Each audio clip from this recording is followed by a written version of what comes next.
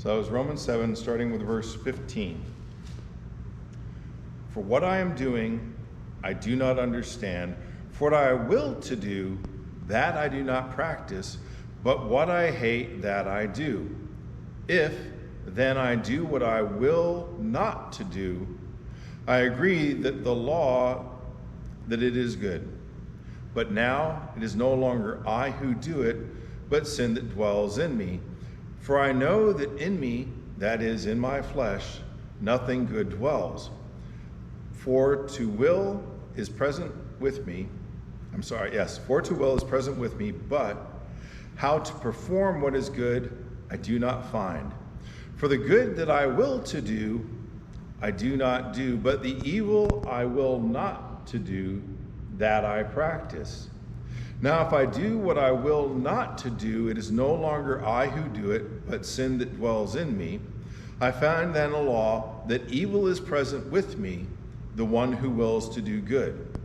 For I delight in the law of God according to the inward man, but I see another law in my members, warring against the law of my mind, and bringing me to captivity to the law of sin which is in my members. O wretched man that I am, who will deliver me from this body of death? I thank God through Jesus Christ our Lord. So then, with the mind I myself serve the law of God, but with the flesh the law of sin. And this passage is a blast considering all the false doctrines that come out of it when people don't think about who's saying it and what he's really saying. For starters, who's saying it? It's Paul. Paul is an apostle of Christ, a baptized believer, and he's saying, within myself, there's a struggle. And the flesh desires that which is sinful. I might intellectually get that God's law is good, but there's this constant war. Okay, false doctrine number one that comes to my mind is the tulip principle from Presbyterians. And that is total depravity. Okay, we get that with what he's saying here. My body has all these desires. And a lot of those desires are going against what I know is right. Total depravity, utterly lost, meaning there's nothing we can do of ourselves to save ourselves all on our own. Those two parts, fine. It's after that it starts to run into trouble. And I tend to forget what my L, I, and P stand for. But one of those is irresistible and persistence. The irresistible is God reaches out and selects each individual. And from that point of election, you get to the last part. The I part of it. Or maybe it's the L part. Anyway, once God selected you, you are sinless. We're not talking about sin covered. We are talking about you have been instantly transformed. You will sin never again. Because now you're purified by God. And purified by God means all those bad thoughts have gone away. All those bad desires have gone away. And now you are different. Except who's the one writing this? It's Paul. Paul the apostle. So either that means, and this is what they'll usually say, that he was never truly converted to begin with. Then why are we reading the Bible? Or that kind of doctrine is crazy talk when you start to compare it to what Scripture says. Go ahead, Jim. I was just going to say, if you look at Paul, Peter, a lot of disciples, they still sinned even after they had Spirit, so that couldn't be true. Right. And I'm glad you brought up that extra point. Even after they had the Spirit, and we're talking about in a miraculous way. So they had within themselves the evidence that God was still giving at that time directly to show this word is true. How true? That person just got healed. How true? That person just got raised from the dead. Boom, here's evidence. And yet, if the one doctrine about tulip was correct, no, they're not. Those are false teachers, because obviously they're just making signs and wonders happen somehow, faking it, because Paul right here is saying, I'm struggling. No, he's saying I'm losing. I'm at war. Not I'm winning. There's a battle going on. Because if he was always winning, I don't think he'd be talking about it the way he's talking about it. He's genuinely concerned. He's generally concerned. Now, go ahead. So don't we find Paul here talking about that basically his humanness or our humanness, there's nothing good in that. He's making a determination wherever he's battling, he's going to make a determination in his mind, I'm following Christ. Right. All his humanness. Now, here, this brings us into the other false doctrine that was very much present, not at this time quite, but it's coming. Gnosticism. Gnosticism was teaching at that time, there is the physical you, there is the spiritual you.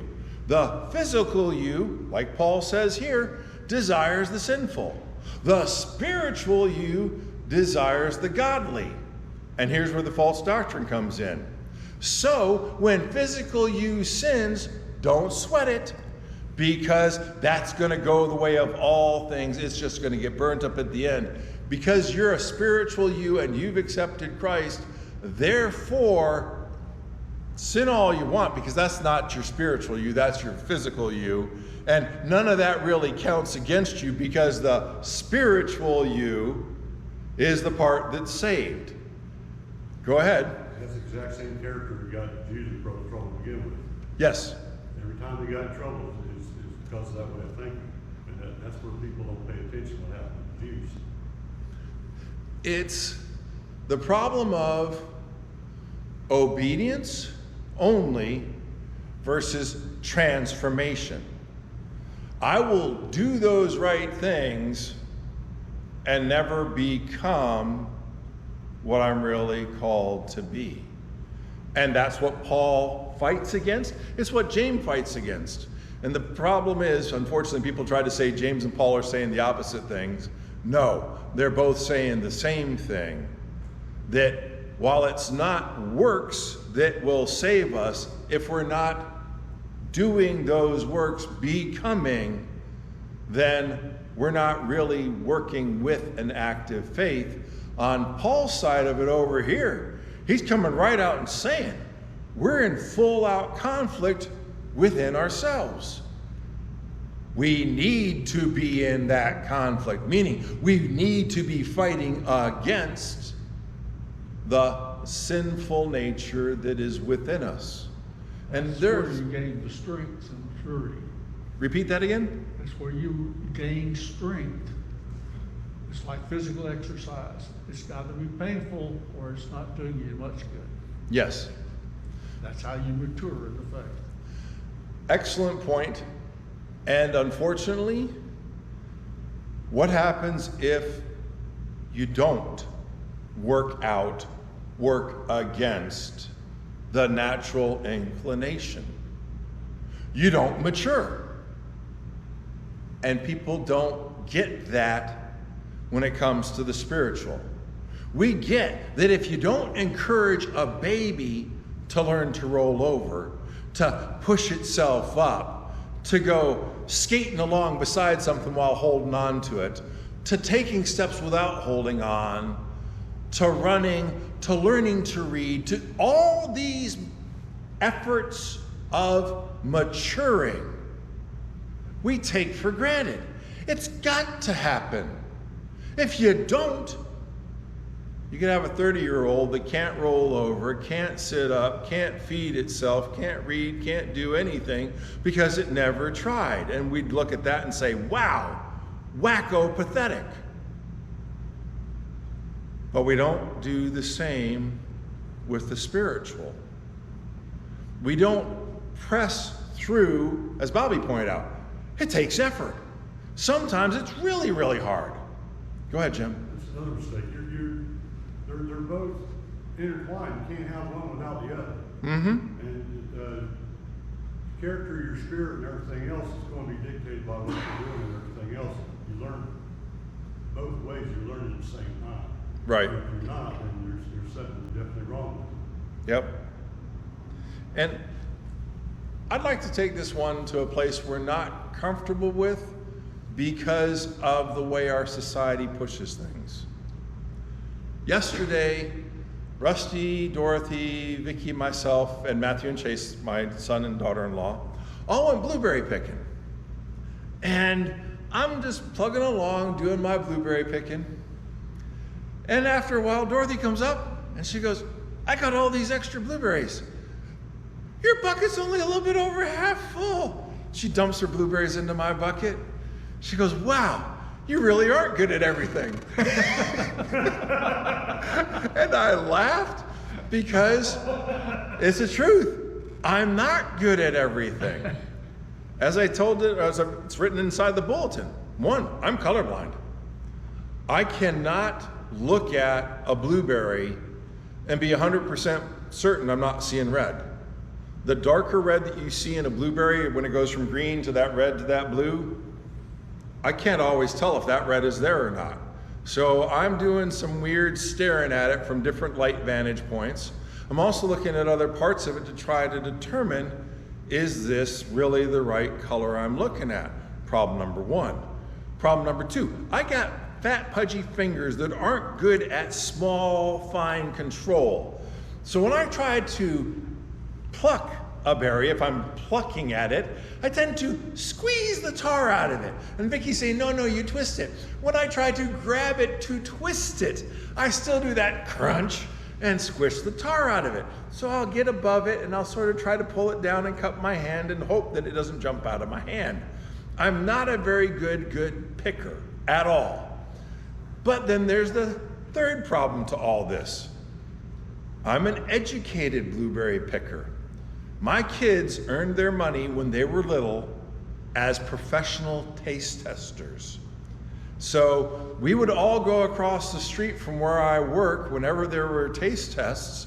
And one of the types of taste testing we did was blueberries.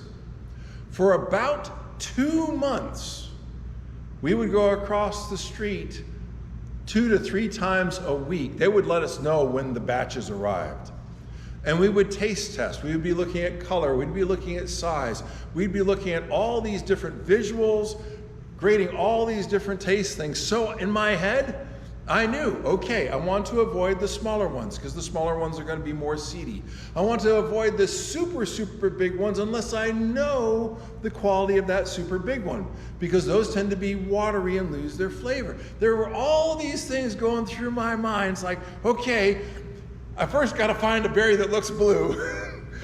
Then I've got to find it in a way that I can try to pick it and not destroy all these other berries. And it better be one of the ones that's good. Has anybody realized yet that he overthinks things? So I way overthink my blueberry picking. Dorothy, zoom, cruises. We don't all have the same abilities and gifting. It would have been wrong for me when Dorothy came up with that bundle and dumped them in my bucket to decide, wow, her bucket's already done and overflowing. I've only got barely half a bucket full. Her berries are bigger. I should just give up and let Dorothy do it all. And that's what people do spiritually. Oh, so-and-so is a great teacher. Being they're already a great teacher, I shouldn't learn and I shouldn't try. Some people thought I was a great teacher when it came to little kids. I'm not. I'm as bad teaching little kids as I am blueberry picking. I overthink it. As Vicky pointed out, she's right. I am thinking about the psychology. I'm thinking about the educational process. I'm thinking about the biblical. I'm even thinking about how the story I'm working with them today is going to be something I use to back up solid biblical truths when they're 5, 6, 7 years older. I will get through 1 point in a class with kids. I will never get through more than 1 teaching point with a class of kids. I knew another person, he was an elder. He would never teach kids classes. This guy could grab their attention, teach 3 points, maintain discipline in the class, and at the end of the class, those kids could all tell you the 3 points he taught. He was a good teacher of kids, but he wouldn't do it. So, which is better? To have the guy that can only get across 1 point, but is willing to do it, or the one who's got the ability to do 3 points and won't do it? It's not necessarily the quality of your ability that is most important. It's your willingness to do regardless. When Dorothy dumped all those blueberries in my bucket, I kept on picking. I'll be honest, the last part of my bucket, 2/3 of it was Dorothy. The other third of it was me chugging along as best I could keep on chugging along. I didn't get upset that Dorothy's a better picker than me. I'm thrilled that she is. It meant we didn't get to stay out there till it got hot in the afternoon. Instead, we finished off while it was still cool in the morning. Dorothy helped me. She didn't take over and push me aside. I didn't quit. I still struggled through it, doing as best I can do. What Paul is talking about here, and what Bobby's already brought up, there's a maturing process that goes on.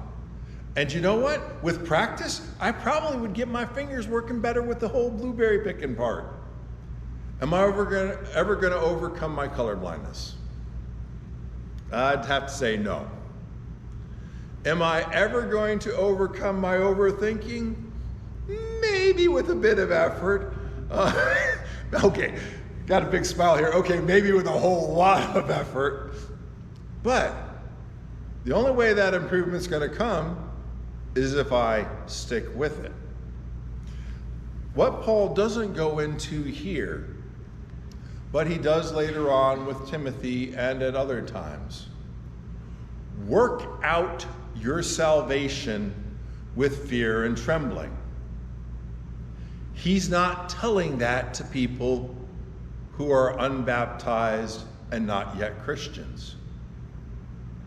Work out your salvation with fear and trembling is being told to baptized Christians. What he's saying is what he's talking about here. We've got this conflict within us. If we're going to actually stay where we need to stay in Christ, continue to do the work we need to do on ourselves, then we got to buckle down and accept growth comes through effort. The effort, it's got to be mine. Because while Dorothy could fill my bucket, she couldn't make me a better blueberry picker. The only one that could cause that to come about would be me struggling through it and doing it again and again and again. Paul is at a point where he's struggling and struggling good and hard. Sometimes there are parts of me that I don't really want to work too hard on. Why? Because those are the parts I've gotten good and comfortable with that are worldly. To struggle against those, struggle, effort, not easy. But we understand fully the consequences of not struggling against it. Giving ourselves over to gambling. It's one thing to invest in stocks. Truth, that's gambling. You can do that decently, safely, or you can do it insanely and lose it all. Playing a slot machine. It's gambling or it's goofball entertainment. When Vicki and I first went on a cruise after we were married, we went to this one casino. It was a dive. It was on the islands. It was this rickety old place. And they had, I want to say, penny slots. So we each had $5 and we blew $5 a piece. And I think she might have been the one that came out a little bit ahead of $5 at the end of it. And you say, oh, but that's gambling. No, that's no different than walking into an arcade with your quarters and spending an hour, which is about what we did, and blowing $5 in quarters in an arcade. We walked in with $5 intending to have fun with $5. And when the $5 was up, or when our time was up, we quit, just like you would in an arcade. There is investment gambling, there is entertainment gambling, and then there is gambling where it's out of control. When it goes to the point of out of control, yeah, we're blowing it. It's one of those issues that unfortunately we do more harm than good when we say gambling, automatic sin. Alcohol, automatic sin. Pick your topic. Mixed bathing, which when we were back in New York thought everybody down in the South got in the tub together. Didn't realize that it was actually talking about being in a swimming pool. That was crazy, but okay, yeah, truth was, when I was up in New York and we heard that down in the South, they did mixed bathing. We used to go to the IBM Country Club and go swimming every summer and never thought of it because we were swimming as opposed to y'all down here that were mixed bathing. Same kind of thing for pool. Of course, pool table. Pool tables where all that gambling and alcohol and smoking and all the rest of it goes on. So obviously, us having a pool table upstairs is an ultimate sin. There's no alcohol upstairs, there's no smoking upstairs, and there's definitely no gambling, and we're not that good at pool. It's just for the fun of it. And right now, the pool table is covered in a puzzle, and I don't know what else. There's a difference between saying it's just absolutely wrong, I'm not good enough. Those kind of absolutes aren't thinking through the issues.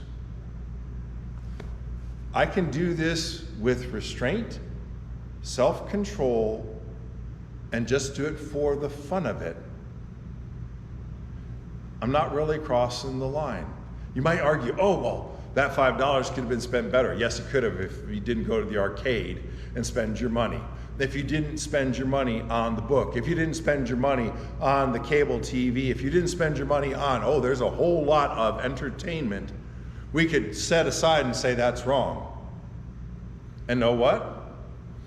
Yeah, we can sometimes say when you got to spend $15,000 on a concert ticket, that's wrong. People that are earning only $25,000 a year don't need to be paying $15,000 for a concert ticket. But oh, it was so worth it. I'm sorry. No. That's letting it go to an extreme. But it was just one concert ticket. We need to do the mature thing. And instead of just blanket saying it's wrong or blanket saying it's right, take the time to consider, to evaluate. Me? Yeah, I'll play Minecraft the game. I do it to calm down a little bit at the end of the day. I do it to slow my brain down from everything I've been thinking about throughout the day. If instead I let that become an obsession Or no, I'm spending 8 to 12 hours building my itty bitty house in Minecraft. We all get that 8 to 10 hours of just sitting there and playing and playing and playing is crazy. It takes maturing to be able to draw the line and say, okay, $5 1 hour, I can think of a whole lot of other ways that will burn a lot more money and get me a lot less time of entertainment than $5. Go to any football game. Good luck trying to get that anywhere near $5 for the 1 hour of play. Okay, let's say it's 3 hours, so 3 times 5, $15. I can't buy a football ticket for $15 to any college game or pro game. Whereas I could spend the $15 for 3 hours playing video games. I save a ton of money. The difference is taking the time to think through it. Like Paul is doing here, he's honestly saying, there's good, there's bad, and I need to be aware of that. Go ahead. There are a lot of things to remember about Saul Paul. Mm-hmm. He truly had to have a repentant spirit. Mm-hmm. But in his mind, he can recall those things that he did that are pressing on him. And you can imagine the turmoil that went on as he recognized how many wrong things he had done. But we can also go to the extreme where everything we think or do is a sin. And I think he's trying to explain to us, just live your life. Mm-hmm. You know the difference in good and evil. Live it. You'll have those feelings, overcome it. Yep. I think that's a great way to be looking at it. Because, like you said, Paul's got murder on his list, sort of. He's the one that had people brought in chains back to Jerusalem to be tried and stoned. He was the one holding the cloaks for all those people that stoned Stephen. While he was standing by and saying, yes, sir, he wasn't throwing the stone. Then again, he wasn't saying, don't throw the stone either. That maturing, especially for Paul, because it would have been real easy for Paul to sit around and wallow in his guilt. Is wallowing in guilt going to get him anywhere? No. Is feeling guilty going to get him anywhere? It can, if you use that guilt as a drive to do right. Present and accounted for. I will, to the best of my abilities, as much as I can, strive to do good. Because I know the sinner I've been. I owe God a whole lot better than all the bad I did in my past and even in my present. So yes, I'm always going to strive to do more, to do more, to do more. Just like Paul says, I'm a debtor. He understands his place as a bond servant, as a slave who gave himself over to God. He made that choice. And now, in looking back, he's looking back on what he did before as a Jew, and in one respect, Jew among Jews. He's honest when he says that. I did this, I did this, I did this. I followed all the important checklist things to do. You never hear Paul, when he talks about his past, talk about his compassion for people. Talk about his concern for others. What he talks about only, I have always lived my life right before God.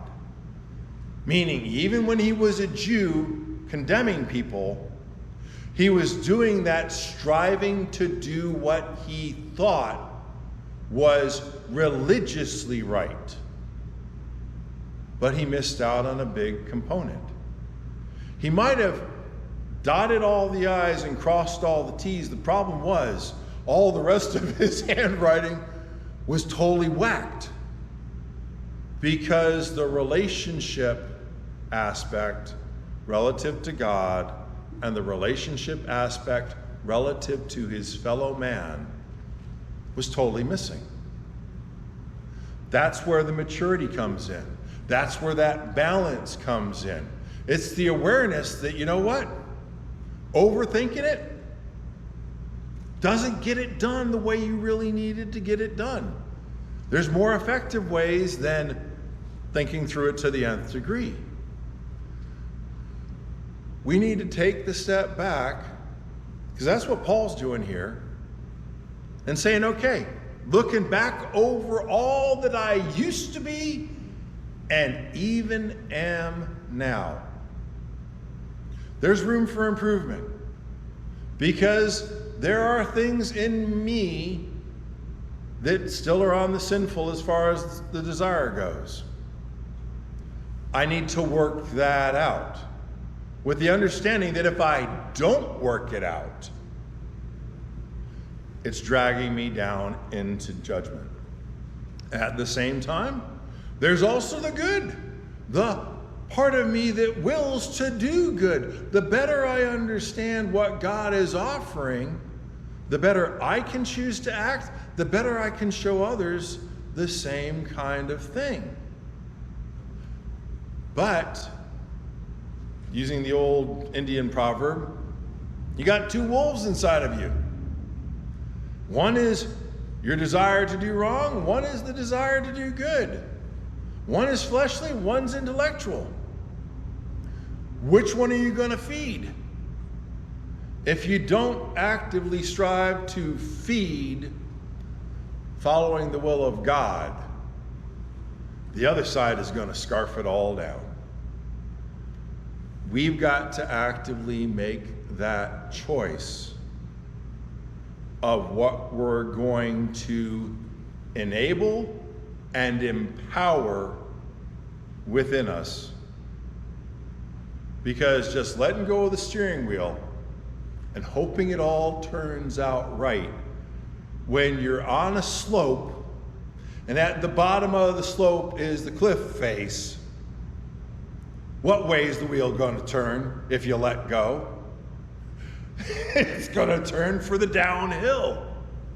And when it goes that way, that's the direction the vehicle's going to go. And who's riding in it? We are. We can't let go.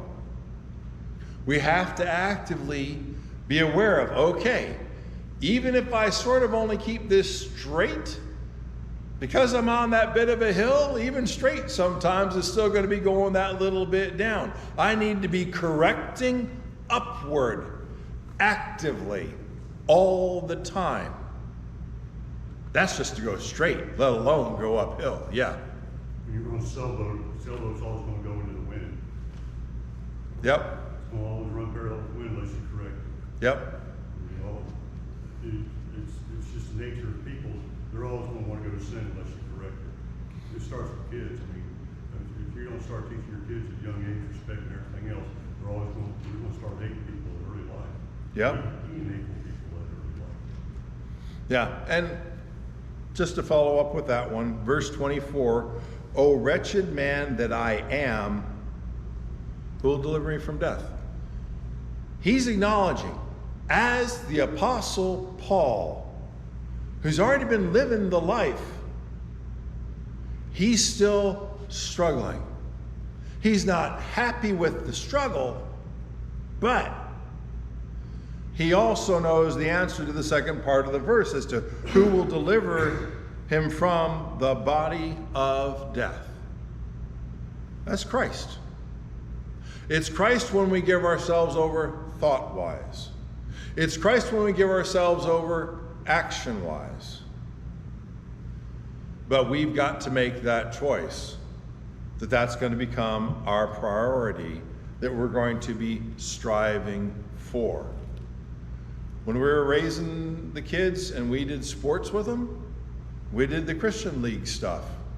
And when the other kids left that to do the travel and all the more sporty kind of sports, we stuck with the Christian stuff.